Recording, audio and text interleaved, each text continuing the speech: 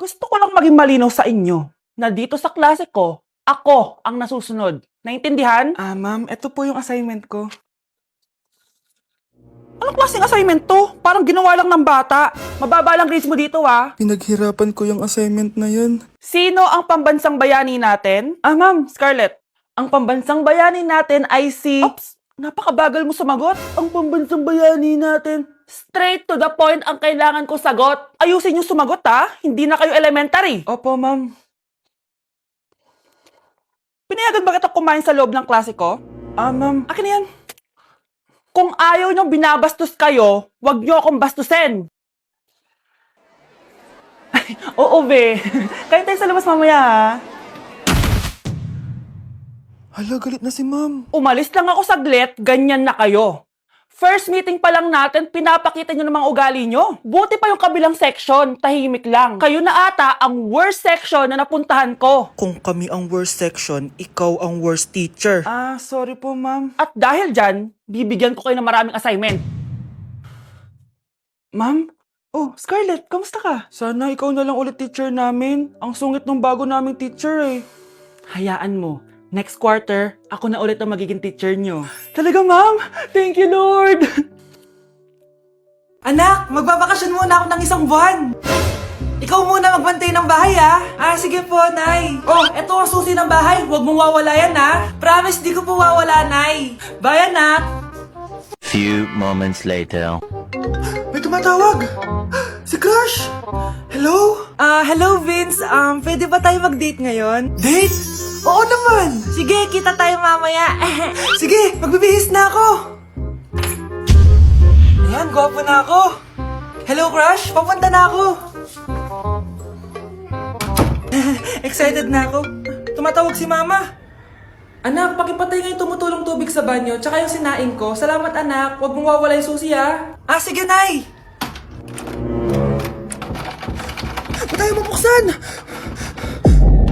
Oh, eto ang susi ng bahay. Huwag mong wawala yan, ha?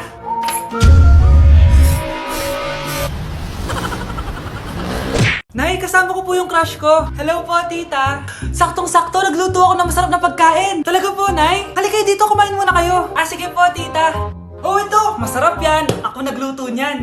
Mapapadami na lang po kain ko nito, Nay. Ang sarap nga po, tita. Di ba, Bi? Oh, tita! Nabubulunan po anak nyo! Anak! Anak! Anak! Anak! Anak! Anak! Anak! Anong gagawin natin, tita? Tumawag ka ng doktor! Sige po, tita! Nandito na ako! Dok, bilisan niyo, Dok! Na paano siya? Nabulunan po! May jowa pa siya? Importante pa ba yun? Ligtas mo anak ko! Ito na, ito na! Patay na siya! Anak! Patay na siya? Sayang, ka-crushback ko pa naman siya! Crushback mo ako? Pag ngayon mo lang sinabi, so tayo na?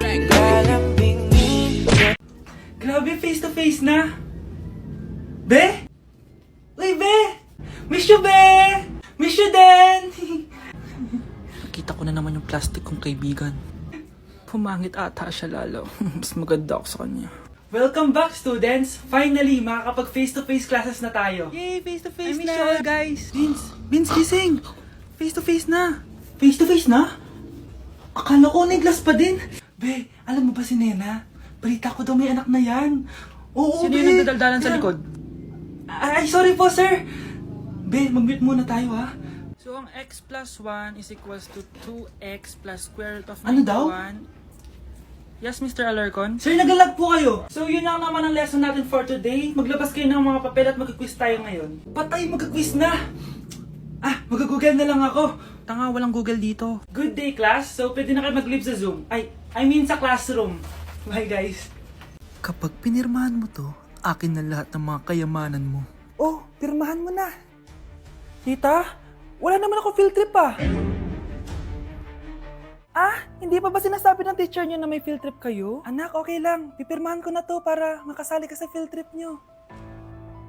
Walang iya ka talaga, Rosa. Wala ka talagang titira sa akin, ha? Manda ka talaga sa akin.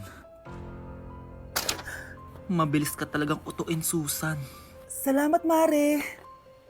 Ramon, napapirma ko na siya. Atin na ang bahay, pera at mga ari-arian niya. Magaling ka talaga, Rosa. Kaso kailangan na natin kumilos na mabilis. Kasi sabi ng doktor, nagre-recover na yung mata niya. Ano? Kaya bukas na bukas din, papalayasin na natin sila. Total, nakuha na natin ang gusto natin. Nay, bakit mo pinirmahan yun, ha? Maliban natin kung ano nilalaman ng papel na yun. Huwag kang mag-alala, anak. Malapit nang matapos ang maliligayang araw ng tatay mo at ng kabit niya. Tita, bakit may dala kang maleta? Aba, syempre, lilipat na ako dito sa bago kong bahay. Ano? Tay, ano ibig sabihin nito, ha? Nakalagay dito sa papel na pinirmahan ng nanay mo na amin na tong bahay, mga sasakyan niya at ang mga pera niya. Napakahayop nyo! Bakit ang ingay? Ano nangyayari? Nay, kinuha na nila lahat sa atin! Ayan, magsama kayo mag-ina. Ngayong nasa amin na ang lahat, pwede na kayong lumayas. Ramon, magsa-celebrate tayo, ha? Ang galing nyo din, no? Ha? Nakakakita ka? Bago kayo mag-celebrate, i-check nyo muna kung pirma ko ba talaga yung nakalagay dyan. Hindi pwede to! Tay! Attorney! Kita mo naman kung ano ginawa na tong dalawang to, di ba? At nandito na rin ang ebidensya na magpapatunay na naghaharutan sila sa loob ng bahay ko. Anong gagawin niyo sa amin, ha? Mahal, huwag mo naman gawin sa amin to, please, oh. Magbabago ako, please. Oh, eh! Sorry kung natatapakan kayo pagka-love team nyo, ha? Arestuhin nyo na yung mga yan. Mag-celebrate kayo sa kulungan. Kayong dalawa, sumama na kayo sa akin sa presinto.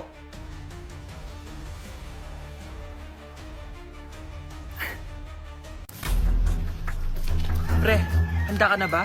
Eto na ba yung bahay? Oo, tara na, magnakaw na tayo. Parang bahay to ng crush ko ah. Bilisan mo! Ito na, ito na! Eto na, balita ko mayayaman yung mga nakatira dito.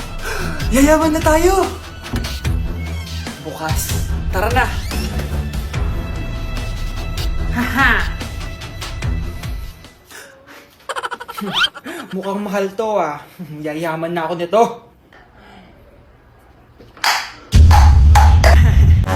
Anong ginagawa mo? Ano yun? Hala, may tao! Nay, nandiyan ka na ba?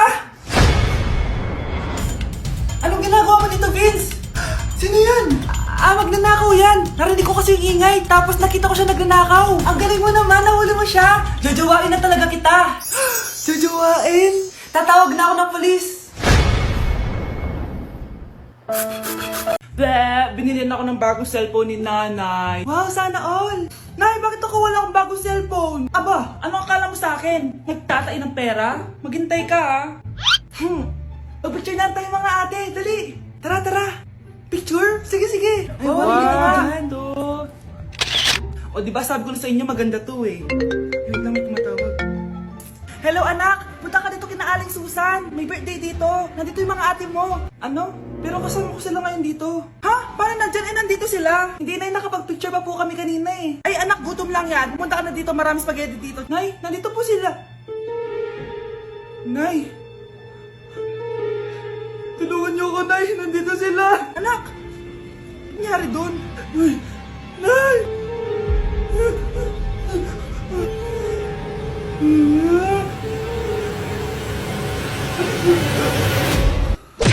Nay, gusto ko daw makilala ng jowa ko.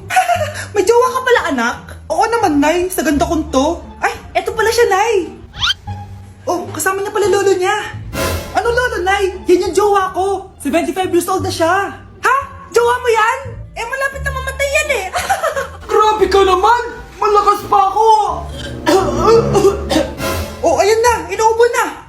Nay, ano ka ba? Sa akin mapupunta lahat ng pera niya. Ah, sige. So, yayaman na tayo? Oo, Nay. Yayaman na tayo. Sige. Pinapayagan ko na kayo magpakasal ng anak ko. Talaga? Salamat ah! Ano nangyayari sa'yo, babe? Mamamatay na ata ako, babe! Ha? Mamamatay? Di ko kaya mawala ka, babe! Babe! Bago ka mamatay, bigay mo muna sa akin yung password ng bangko mo. Tapos, di ba sa akin nakapangalan yung lupa nyo, tsaka yung mga sasakyan?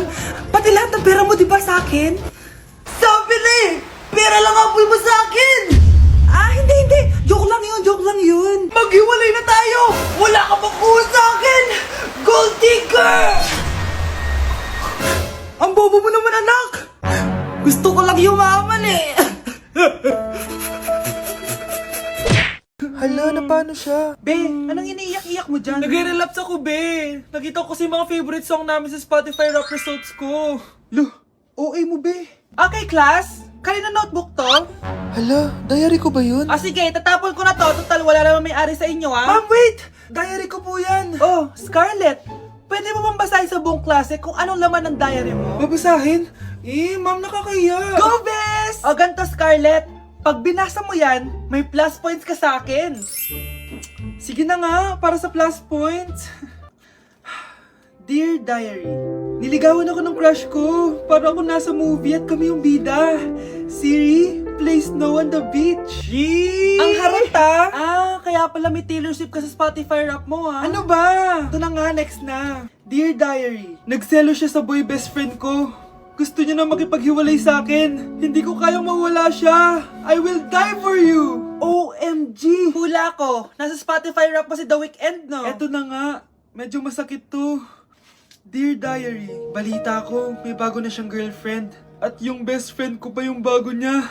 Paano nila nagawa sa akin to?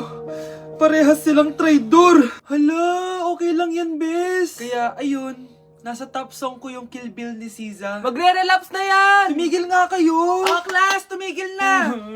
Hello ma'am, sorry I'm late. Nga pala, class, may bago pala kayong kaklase. Dear Diary, eto na ba yung binigay ng universe para sa akin? Hi, classmates. My name is Jake. Ang pogi ng pangalan tapos ang tangkad niya pa. Siya na talaga yung para sa And akin. sa mga nagtatanong, may jowa na po ako. And 3 years na po kami. Dear Diary, suko na ako. Ayoko na magjowa.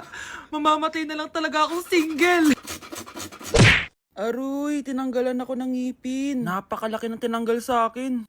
Hello guys, kung napapansin nyo, naka-brace na naman ako. Ilang araw din ako di makakain na maayos dahil sobrang sakit niya guys. So bakit nga ba ako nagpa-brace ulit? Fun fact lang guys, 6 years na ako naka-brace before. Pero di pa rin na-address yung issue sa ngipin ko. Kung makikita nyo sa picture guys, medyo palabas or flared yung ngipin ko. Kaya naman nag-decide na ako na magpa-brace ulit. Sabi din ng dentist ko, kailangan daw tanggalin yung 4 na premolars ko para daw pumasok yung mga ngipin ko. Kaya ngayong araw, tatanggalin yung mga premolars ko. Bago pala ako pumunta ng dentist, kumain na muna ako kasi alam ko di ako makakain mamaya. Buti na lang talaga masarap ang ulam at nakakain talaga ako na madami. Medyo kinakabahan nga ako kasi ngayon na lang ulit ako mabubunutan ng ngipin. Yung last bunot ko ata nung bata pa ako. Dahil tulog pa si Honey Bunch, di ko na siya gigisingin. Ako na lang mag-isa pupunta sa dentist. Good luck na lang talaga sa akin mamaya. So ayan, kinakausap na ako ni Doc. Sabi niya wala daw ako mararamdaman na sakit kasi may anesthesia naman daw na ilalagay. Ito pala yung x-ray ng mga ngipin ko. So yung may black dot dyan, yun yung mga tatanggalin. Kung makikita niyo din, impacted din yung wisdom tooth ko. So ipapatanggal ko din yan soon. Eto na guys, last look na buo ang ngipin ko. Kasi mamaya bungal na ako. Ayan guys, nilalagay na ni Doc yung naming cream para kapag in-inject na ako ng anesthesia, wala na ako maramdaman. Dito sa part na to, di ko na ma-feel yung bunganga ko. At thank you Lord talaga, hindi siya masakit. Parang hinihila lang yung ngipin mo ganun. Charan! Tapos na, medyo nahirapan si Doc ha. Paano di mahihirapan? Sobrang laki ng kinukuha. Rate ko yung pain niya, siguro 3 out of 10 lang. Pero alam ko mamaya pa to sasakit pag wala na yung anesthesia. Sabi ko din kay Doc kung pwede ko bang itago yung ngipin ko, ilalagay ko lang sa ilalim ng unan. Eto na guys, ang itsura ng ngipin ko ngayon. Bungal ira na. Dalawa lang pala muna binunot ni Doc kasi next week daw yung dalawa pa. So yun lang naman guys, bye!